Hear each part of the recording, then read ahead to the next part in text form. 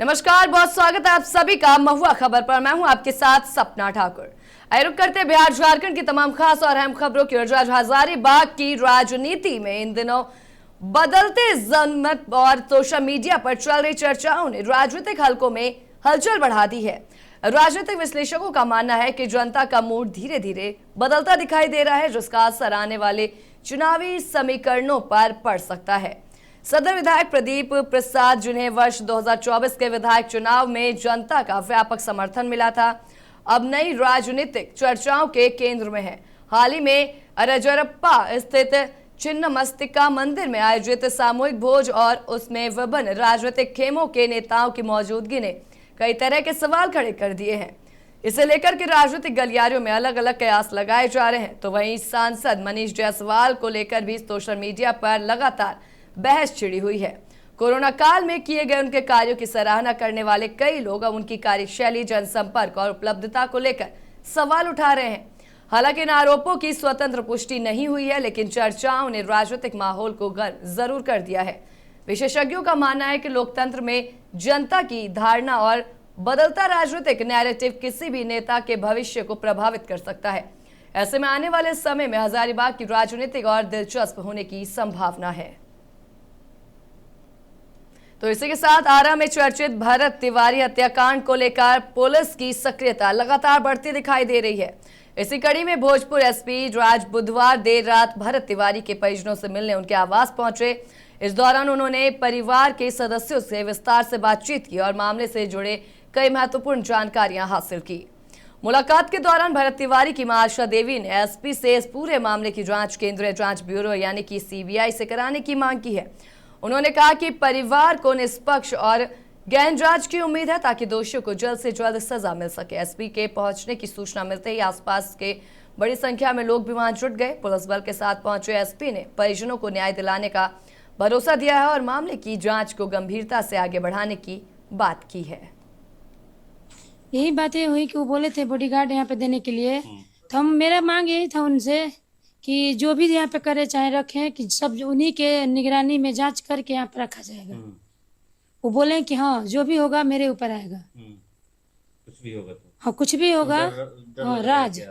आप लोग को डर लग रहा है? हाँ हमको तो डर लग रहा है, इसीलिए हम उनको उनसे मांग किए हैं। तो बोले कि अपना निगरानी में जांच करके यहाँ भेजेंगे, कुछ भी होता है। यहाँ पर हाँ जो भी थाना से आएंगे, जो भी उनके आएंगे तो उस जांच करके यहाँ भेजेंगे। अगर कुछ भी होता है तो वो बोले कि हम अपने ऊपर लेंगे। राज जो परिवार के ऊपर एफआईआर हुआ था, गांव वाले को एफआईआर हुआ, हट गया है। हट गया है। हाँ हट गया। इन दोनों को लेके कुछ बातें हुई आपके और एसपी साहब के बीच में, जो भी घटना हुई आपके जो हथियार डालने के बाद क्यों गोली मारी गई? हाँ वो बोल रहे हैं कि इसी बिंदु पे जांच होगी, कि मारे हैं क्यों गया। हथियार डालने के बाद हाँ कार्रवाई करने की भी बातें उन्होंने। हाँ हुई है। आपने नहीं बोला कि लाइव में सारा चीज था? तो बोले हैं हम, तो वही बोले कि उस पे जांच होगी, सब तब बताया जाएगा। एसपी साहब से जो नहीं कहल जाता है कि पटना के जो अधिकार जज बड़े ना, हम कहनी सीबीआई जांच होके चाहिए। हम बोलिए सीबीआई जांच होके चाहिए, लेकिन वहाँ से जो कहले ठीक बा हम सीबीआई जांच कराएंगे। लेकिन पटना जो हाई कोर्ट के जो जज बड़े उनका टीम भी अब गठित होकर जांच करे खातिर, तो सब का काम है। अब देखिए अब इंसाफ मिलने के बाद न बुझाई ऐसे का बुझाई। हमसे तो यही बात कर रहे थे कि मतलब इस जो भी बिंदु यहाँ उठता है कि मतलब पिस्टल फेंकने के बाद वो उनको क्यों मारा गया, गोली क्यों चलाई गई, बस वो यही बोले और चुप हो गया। और कुछ माताजी जांच होगी, जांच होगी। फिर आपके उधर जो है साइड में लेगा, साइड में क्या आप लोग आपकी और उनकी बातें हुई? वो तो पर्सनल बात है, वो मीडिया पे नहीं बोला जा सकता है। जांच की बात की है, जांच की बोले कि जांच होगी। जी जांच। आपके यहाँ घर पहुंचे, क्या उनकी बातों से संतुष्ट हैं? जो भी बातें हुई अभी कोई संतुष्ट नहीं है, इससे कोई संतुष्ट नहीं है। सब क्या है क्या नहीं है ये हमको पता नहीं है, हमको न्याय चाहिए। एसपी साहब से मुहर्रम पर्व को शांतिपूर्ण और सौहार्दपूर्ण माहौल में संपन्न कराने के उद्देश्य से औरंगाबाद जिला प्रशासन ने व्यापक तैयारियां पूरी कर ली हैं। इसी क्रम में जिला पदाधिकारी अभिलाषा शर्मा के नेतृत्व में शहर में फ्लैग मार्च निकाला गया। फ्लैग मार्च का उद्देश्य आम लोगों में सुरक्षा और कानून व्यवस्था के प्रति विश्वास कायम करना और भाईचारे और सामाजिक समरसता का संदेश देना था। फ्लैग मार्च रमेश चौक से शुरू होकर धर्मशाला मस्जिद, बाईपास मार्ग और अनवाडी समेत शहर के संवेदनशील क्षेत्रों से होकर गुजरा। इस दौरान पुलिस और प्रशासनिक अधिकारियों ने लोगों से शांति, सौहार्द और पारंपरिक तरीके से मुहर्रम पर्व मनाने की अपील की। जिला पदाधिकारी अभिलाषा शर्मा ने बताया कि मुहर्रम को लेकर के सभी आवश्यक तैयारियां पूरी कर ली गई हैं। संवेदनशील इलाकों और स्थानों पर सीसीटीवी कैमरों के माध्यम से निगरानी की व्यवस्था की गई है। इसके अलावा प्रमुख चौक, चौराहों और जुलूस मार्गों पर पुलिस बल और दंडाधिकारियों की तैनाती की गई है। प्रशासन ने लोगों से सामाजिक समरसता बनाए रखने और पर्व के दौरान प्रशासन का सहयोग करने की अपील की है। इसके साथ ही कानून व्यवस्था बनाए रखने के लिए लगातार पुलिस गश्त जारी रखने की बात कही गई है।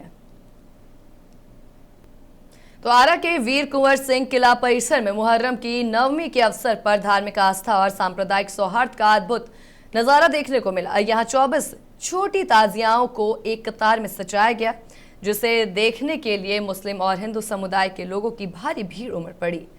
किला परिसर श्रद्धालुओं और दर्शकों से पूरी तरीके से गुलजार रहा। भीषण गर्मी को देखते हुए प्रशासन और सामाजिक संगठनों की ओर से जगह जगह पेयजल की विशेष व्यवस्था की गई थी, जिससे लोगों को राहत मिल सके। कार्यक्रम स्थल पर सुरक्षा व्यवस्था भी चाक चौबंद रही। दंडाधिकारी के नेतृत्व में पुलिस बल तैनात रहा और पूरे आयोजन पर लगातार नजर रखी गई। जगदीशपुर क्षेत्र की पहचान हमेशा से सामाजिक सौहार्द और भाईचारे के लिए रही है। यह मुहर्रम समेत सभी पर्व आपसी प्रेम और एकता के संदेश के साथ मनाए जाते हैं। इस वर्ष भी यही तस्वीर देखने को मिली। खास बात यह रही कि मुस्लिम समुदाय के अलावा हिंदू समाज की ओर से भी 3 ताजियां निकाली गई, जिसने गंगा जमुनी तहजीब की खूबसूरत मिसाल पेश की। मुहर्रम के इस आयोजन ने एक बार फिर से साबित किया कि जगदीशपुर की पहचान धार्मिक सौहार्द और सामाजिक एकता से मिला हुआ है। तो बिहार में चर्चित टेंडर घोटाला मामले की जांच कर रही स्पेशल विजिलेंस यूनिट यानी कि एसवीयू ने 7 आरोपियों के खिलाफ अदालत में चार्जशीट दाखिल कर दी है। करीब 4000 पन्नों की इस चार्जशीट में जांच से जुड़े अहम दस्तावेज, साक्ष्य और कथित अनियमितताओं का विस्तृत ब्यौरा शामिल किया गया है। वहीं एडीजी पंकज दराद ने बताया कि मामले में ऋषुश्री, संजीव हंस, संतोष कुमार, पवन कुमार समेत अन्य अज्ञात लोगों के खिलाफ जांच की जा रही थी। जांच के दौरान मुमुक्षु चौधरी, तारिणी दास और उमेश सिंह के खिलाफ भी कथित तौर पर पर्याप्त साक्ष्य मिले, जिसके आधार पर इनके नाम भी चार्जशीट में शामिल किए गए हैं। वहीं जांच एजेंसी के अनुसार सरकारी टेंडरों में कथित रूप से दलाली और कमीशन के जरिए अधिकारियों को प्रभावित कर ठेके दिलाने का नेटवर्क काम कर रहा था। जांच में सहरसा क्षेत्र में कई टेंडरों को प्रभावित किए जाने के संकेत मिले हैं। वहीं एडीजी के मुताबिक तारिणी दास की भूमिका भी कई टेंडरों को दिलाने में सामने आई है। फिलहाल मामले की जांच जारी है और एजेंसी अन्य संभावित आरोपियों और वित्तीय लेन देन की भी पड़ताल कर रही है। आज इस मीडिया ब्रीफिंग में आप सभी सम्मानित मीडिया अधिकारियों का स्वागत करता हूं। मैं पंकज दराद, एडीजी एसवीयू। मेरे साथ हैं PIG Shri Vikas Kumar, SP SVU Shri JP Mishra, law officer SVU Shri Rajeev Kumar और अनुसंधानक चंद्रभूषण डीवाईएसपी। ये प्रेस ब्रीफिंग है 5/25 एसवीयू थाना में जो कांड दर्ज हुआ है। तो लखीसराय के कवैया थाना क्षेत्र में एक बड़ा सड़क हादसा टल गया, जब देवघर से मुंडन संस्कार कराकर समस्तीपुर लौट रहे यात्रियों से भरी बस अनियंत्रित होकर मनसंघिया पाइन से गिरने से बाल बाल बच गई थी। और वहीं दालपट्टी मोहल्ले में बंधन बैंक के पास तेज रफ्तार बस ने पाइन की रेलिंग तोड़ दी और किनारे पर जाकर रुक गई। बस में सवार सभी यात्री सुरक्षित हैं, हालांकि कुछ लोगों को मामूली चोटें आई हैं। घटना की सूचना मिलते ही कवैया थाना पुलिस मौके पर पहुंची और गश्ती दल की मदद से सभी यात्रियों को सुरक्षित बाहर निकाला गया। बाद में यात्रियों को लखीसराय स्टेशन पहुंचाकर ट्रेन से समस्तीपुर रवाना किया गया। स्थानीय लोगों के अनुसार ड्राइवर को झपकी आने के कारण बस अनियंत्रित हो गई थी। पुलिस ने बस को कब्जे में लेकर मामले की जांच शुरू कर दी है और इसी के साथ समय रहते बस रुक जाने से एक बड़ा हादसा भी टल गया है। हजारीबाग में पुलिस अधीक्षक के निर्देश पर झारखंड सरकार के नशा मुक्ति अभियान के तहत पेलावल ओपी पुलिस ने उत्क्रमित उच्च विद्यालय पबरा में जागरूकता कार्यक्रम आयोजित किया। कार्यक्रम में छात्र छात्राओं को मादक पदार्थों के सेवन से होने वाले शारीरिक, मानसिक और सामाजिक नुकसान की जानकारी दी गई। पेलावल ओपी प्रभारी ने बच्चों को बताया कि नशे की लत न केवल व्यक्ति के स्वास्थ्य को प्रभावित करती है, बल्कि परिवार और समाज पर भी गंभीर असर डालती है उन्होंने विद्यार्थियों से नशे से दूर रहने, किसी भी संदिग्ध गतिविधियों की सूचना पुलिस को देने और अपने आसपास के लोगों को भी जागरूक करने की अपील की। वहीं जागरूकता कार्यक्रम के दौरान मादक पदार्थों से जुड़े कानूनों की भी जानकारी की गई थी। बच्चों को बताया गया कि नशीले पदार्थों का सेवन, खरीद, बिक्री और तस्करी कानूनन अपराध है और इसमें शामिल लोगों के खिलाफ सख्त कार्रवाई का प्रावधान है। पुलिस टीम ने डायल 112 सेवा के उपयोग की जानकारी देते हुए आपात स्थिति में तत्काल सहायता लेने की भी अपील की, ताकि लोगों को इससे जागरूकता फैला सके, बच्चों को जागरूक कर सके नशे से किस तरीके से आपका जीवन बर्बाद हो सकता है। नशा छोड़ो अभियान को लेकर के पुलिस ने बच्चों को इसकी पूरी जानकारी दी और वहीं आपको बता दें कि इसके नुकसान के बारे में भी जानकारी दी गई। मादक पदार्थ कानूनों की जानकारी दी गई है। वहीं डायल 112 सेवा का उपयोग समझाया गया कि किसी भी आपातकालीन स्थिति में आप इस सेवा का उपयोग कर सकते हैं, जिससे कि आप खुद की या किसी की जिंदगी बचा सकते हैं। पेलावल पुलिस ने स्कूल में जागरूकता अभियान चलाया, जिसके तहत सभी बच्चों को इसमें नशा मुक्ति अभियान के बारे में समझाया गया और साथ ही बताया गया कि नशे से किस तरीके के नुकसान होते हैं, कौन से गंभीर नुकसान होते हैं, इससे आपका परिवार भी प्रभावित हो सकता है। मादक पदार्थ कानूनों की भी जानकारी इस दौरान बच्चों को दी गई है।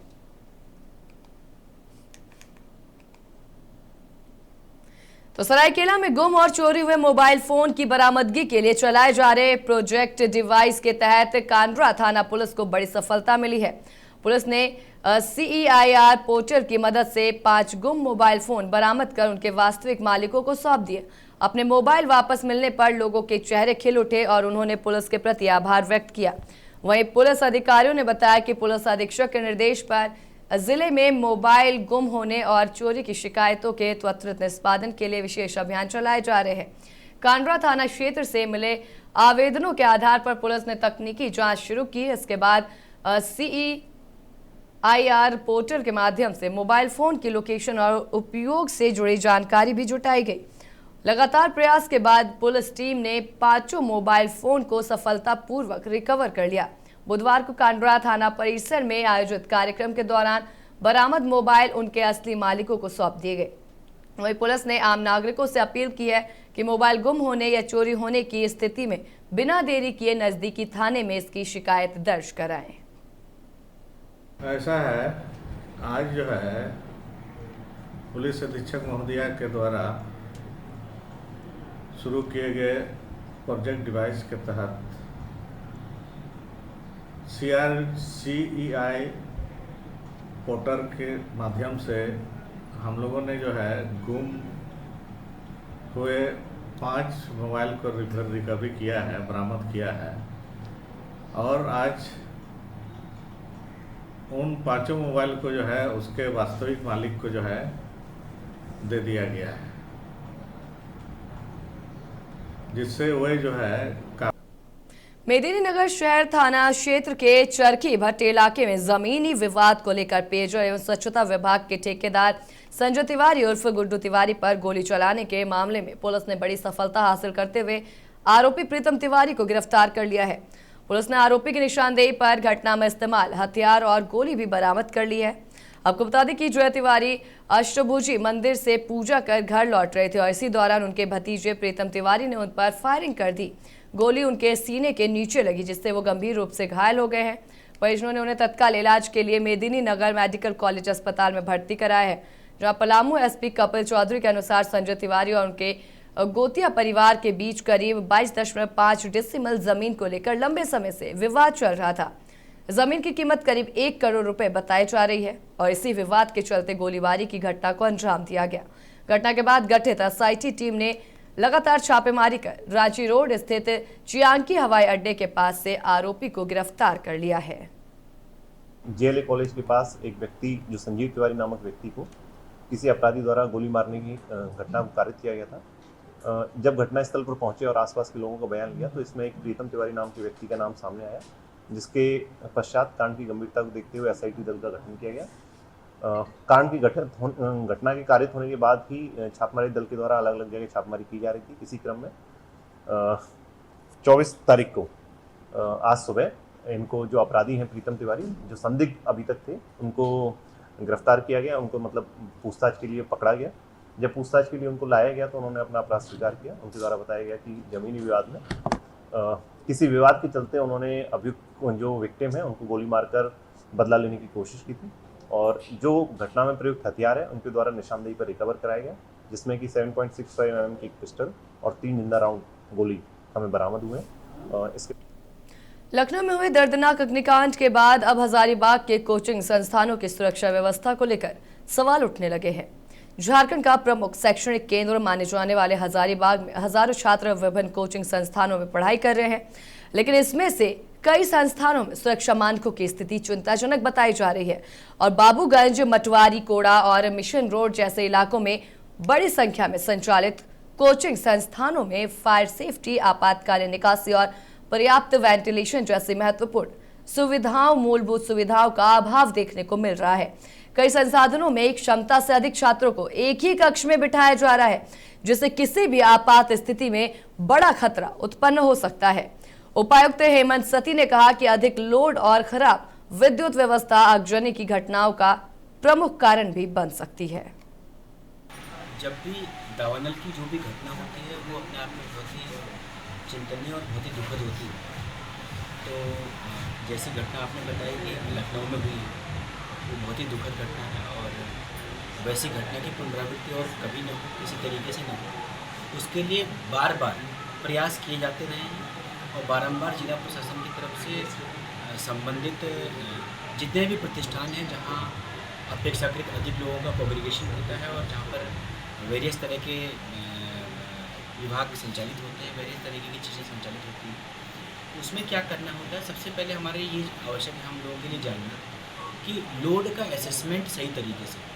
प्रायः क्या होता है, हम लोग बिजली का कनेक्शन लेते हैं, बिजली का कनेक्शन लेने के बाद मालूम नहीं रहता है कि एक एसी लगाएं कि 4 एसी लगाएं कि 10 एसी लगाएं कि 20 एसी लगाएं। इसके लिए आवश्यक है कि लोड का असेसमेंट करवाया जाए। संबंधित जो प्रतिष्ठान है उससे भी मेरा अनुरोध है कि कृपया आप विद्युत विभाग से अनुरोध करके अपना लोड असेसमेंट करवाएं। लोड असेसमेंट कराने से ये होगा कि हम लोग उतने केवीए का ट्रांसफार्मर दे पाएंगे, उतनी बिजली दे पाएंगे। अन्यथा क्या होगा कि बिजली। रामगढ़ जिला समाहरणालय सभा कक्ष में उपायुक्त ऋतुराज की अध्यक्षता और पुलिस अधीक्षक मुकेश कुमार लुनायत की उपस्थिति में जिला स्तरीय सड़क सुरक्षा समिति की बैठक आयोजित की गई। बैठक में जिले की यातायात व्यवस्था को बेहतर बनाने, सड़क दुर्घटनाओं में कमी लाने और जाम की समस्या से निपटने के लिए कई महत्वपूर्ण निर्णय लिए गए। बैठक में चुट्टूपालू घाटी में लगातार हो रही सड़क दुर्घटनाओं की समीक्षा की गई। उपायुक्त ने घाटी क्षेत्र में हाईमास्ट लाइट, सीसीटीवी कैमरे, साइन बोर्ड और ब्लैक स्पॉट चिन्हित कर सुधारात्मक कदम उठाने के निर्देश दिए। इसके साथ ही ओवर स्पीडिंग पर प्रभावी नियंत्रण सुनिश्चित करने को कहा गया। सड़क सुरक्षा को प्राथमिकता देते हुए बिना हेलमेट दोपहिया वाहन चलाने वालों के खिलाफ सख्त कार्रवाई और चालान काटने के निर्देश दिए गए। जिले के सभी पेट्रोल पंपों पर हेलमेट नहीं तो पेट्रोल नहीं अभियान जारी रहेगा। वहीं बैठक में जाम से निजात दिलाने के लिए विशेष समिति के गठन और सड़कों को अतिक्रमण मुक्त कराने का भी निर्णय लिया गया। वहीं सड़क दुर्घटना में घायलों की मदद कर उन्हें अस्पताल पहुंचाने वाले गुड समैरिटन को प्रशासन द्वारा सम्मानित किए जाने की घोषणा भी की गई। हजारीबाग जिले में बिजली संकट गहराता जा रहा है, जिससे शहर से लेकर ग्रामीण इलाकों तक लोग परेशान हैं। वहीं कटम कदाग में बड़का गांव क्षेत्र में लंबे समय से बिजली आपूर्ति बाधित रहने के कारण आम जनजीवन प्रभावित हुआ है। भीषण गर्मी और उमस के बीच लगातार कटौती से लोगों को पेयजल की और संकट का भी सामना करना पड़ रहा है, क्योंकि अधिकांश घरों में पानी की टंकियां खाली हो चुकी हैं और इन्वर्टर भी जवाब दे चुका है। जानकारी के अनुसार बुधवार दोपहर करीब 2 बजे से कटम कदाग प्रखंड के कई गांवों में बिजली आपूर्ति ठप हो गई। वहीं हजारीबाग शहर के विभिन्न इलाकों में भी लगातार बिजली की आंख मिचौली जारी रही, जिससे उपभोक्ताओं की परेशानी बढ़ गई। विद्युत विभाग के अनुसार 33 केवी नरसिंह स्थान फीडर क्षेत्र में तकनीकी खराबी और पेड़ की डालियां गिरने से आपूर्ति प्रभावित हुई। इसके अलावा पसई पीएसएस से जुड़े कई गांवों में भी बिजली बाधित रही। विभाग की टीम फॉल्ट को दूर करने और आपूर्ति बहाल करने में जुटी रही। स्थानीय लोगों ने जल्द से जल्द स्थानीय समाधान की मांग की है। प्रशासन और बिजली विभाग ने स्थिति सामान्य करने के लिए लगातार मरम्मत कार्य जारी रहने की बात की है। तो फिलहाल के लिए बस इतना ही। बिहार झारखंड की तमाम खास और अहम खबरों से जुड़ने के लिए देखते रहे महुआ खबर। नमस्कार।